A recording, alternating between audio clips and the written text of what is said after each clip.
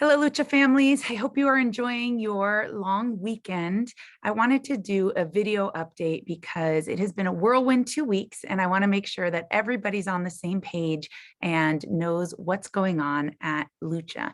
So I'm going to go ahead and share screen to share with you the Lucha ledger that was sent out this week and review it a little bit more to make sure that you have it all the information. And of course, if there's anything that's unclear, please reach out and let me know so that we can support you in being on top of everything happening. So this was sent out on Wednesday, January 12th. First and foremost, before we go into COVID updates, I want to go down to the bottom where the calendar is to remind everybody about the schedule for this week. Okay, so Monday, January 17th, is MLK Junior Day. So there is no school on Monday. School will be closed on Monday, January 17th. When we come back on Tuesday, January 18th, we are following a minimum day schedule for a full week. So from January 18th all the way till January 25th, we are on minimum days. That means TK gets out at 12 p.m., kinder 12:20, first, second, and third grade 12:50, fourth and fifth grade 1:10 p.m. Okay, this is because it's the end of our semester. And so teachers are updating their report cards and it is time for parent-teacher conferences. So please be sure to sign up for a time to meet with your child's teacher to get the updated information about how your child's doing this school year. So again, please make sure you're noting the schedule so that you come to pick your child up on time starting Tuesday, minimum day schedule.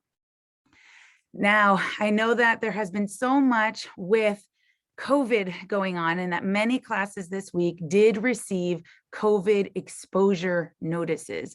So remember, it's very important that everybody has Parent Square because this is the way that we are sending exposure notices home. You will see COVID exposure as the message title, and it will give you detailed information about the quarantine rules that your child needs to follow. If you have any questions, call us in the office. We're doing our best to also reach out by phone to families to answer those questions.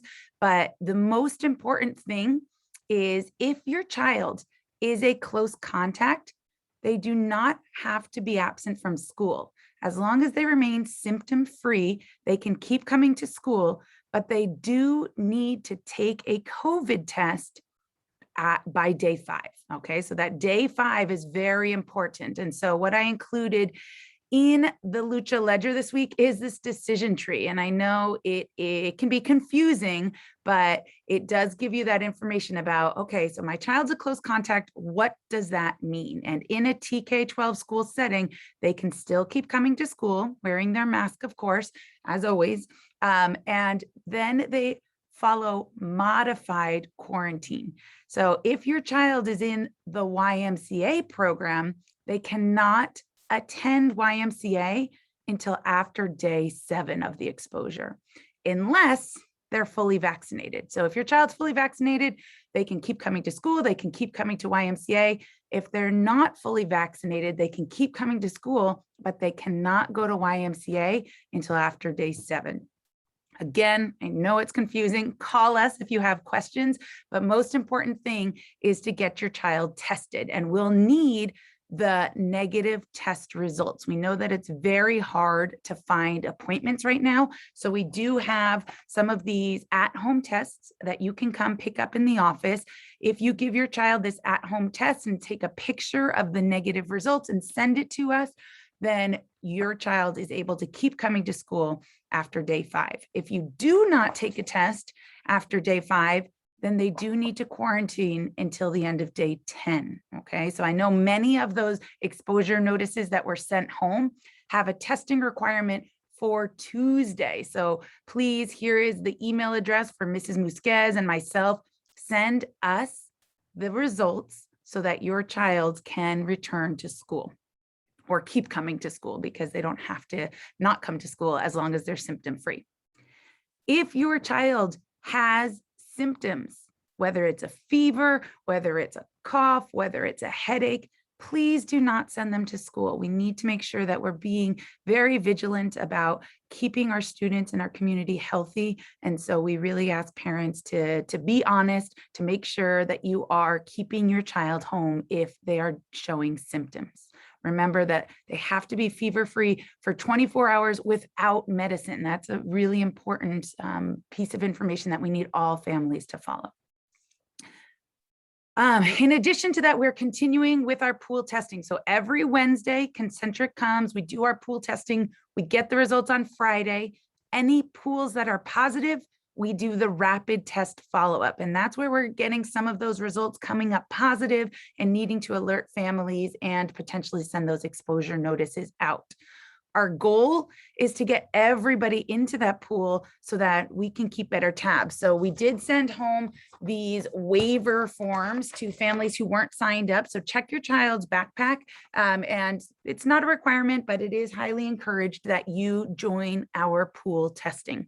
If the pool testing works for our timing, i.e. that they can be 5 days out, we can use pool testing results for that 5-day quarantine requirement. Masks continue to be very, very important. And there are some students that we're needing to constantly remind to cover their nose. Remember, we tell them no naked noses. If your child's nose is hanging out, it's not protecting anybody. So we are asking that instead of the cloth masks, you start using the surgical mask, or if you're going to use the cloth mask, double up, because that's going to protect your child a lot more. The Omicron variant can come through a lot more strongly. We also highly recommend the N95 mask. Those are the most protective masks that you can get. Whatever mask you use, make sure that it's covering the nose. Make sure that the ears are tight so that the mask is fitting around your child. Okay, we don't want it to be around their neck. We don't want it to be under their nose. We don't want it to be hanging off one ear. So please talk to your child about their mask wearing so that we can make sure that everybody is safe. If your child unfortunately does need to stay home on quarantine, hopefully they are not feeling under the weather so badly. If they're sick, please take the time to rest. But if they're feeling well enough to do work, we would encourage you to keep those independent work going so that your child doesn't fall behind.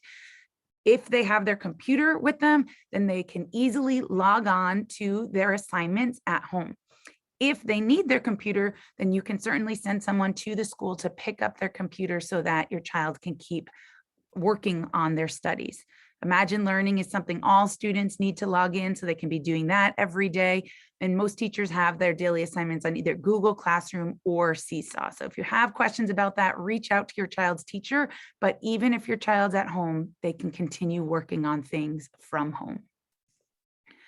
We have finished up our Imagine Learning testing, so that's been very exciting. And we encourage, again, those families that have had their child home with them for a while, have your child log on because they still need to complete their test too. So if they're feeling up for it and they're ready to show how much they've learned, that's some of the information we're using to have our report cards updated based on their progress.